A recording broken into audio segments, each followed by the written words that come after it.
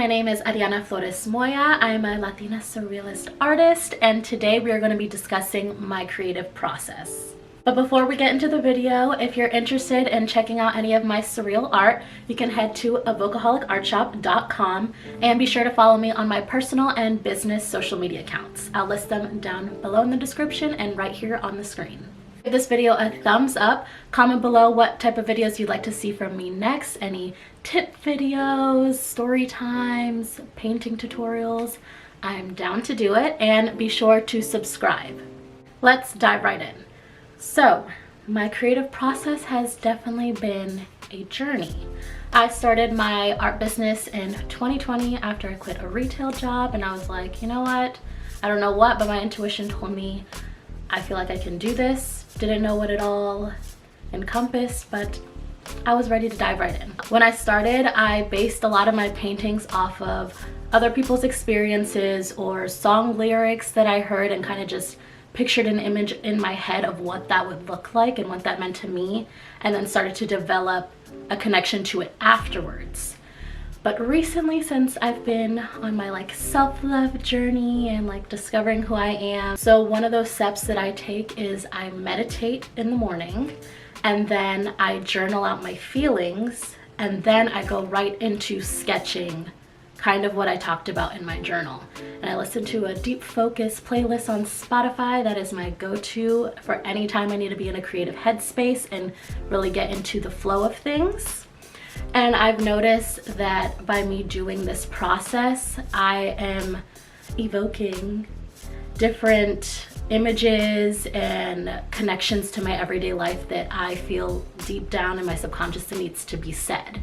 In that case, I am creating my own niche because it's coming directly from me, from source. And then I've been taking those sketches and starting to implement them into paintings. I created over 10 or so sketches within a week's time, instead of just waiting for those images to come to me, whether during my daydreams or at night before I go to sleep.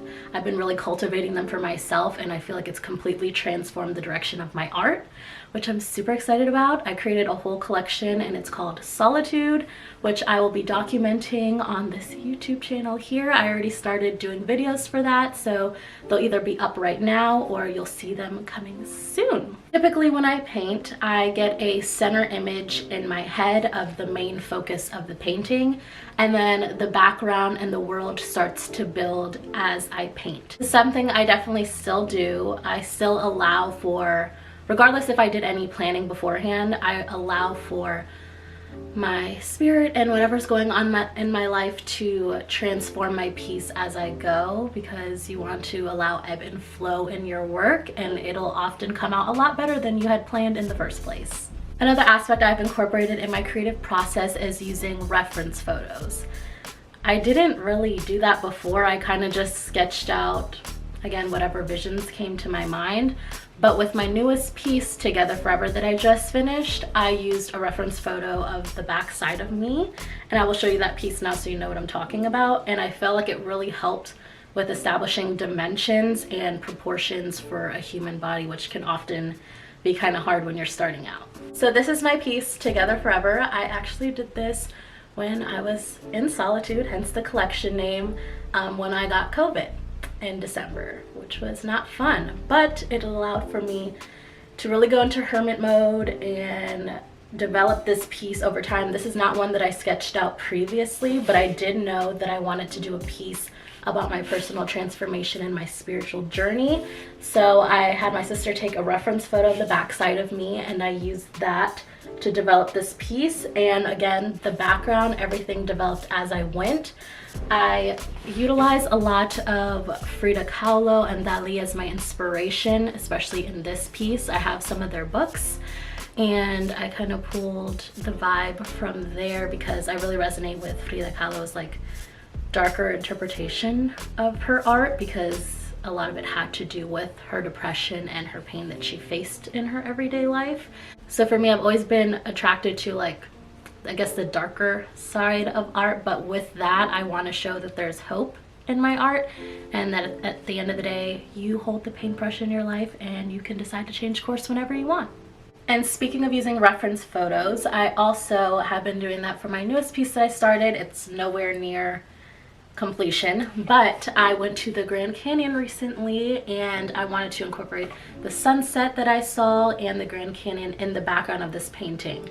And this is one that I did sketch out previously, but I hadn't established what the background was going to be. But I knew I wanted to start putting places that I've been in my personal life into my paintings as sort of snapshot memories of my life. So this is how the piece is looking right now. It's called Unstitch Me.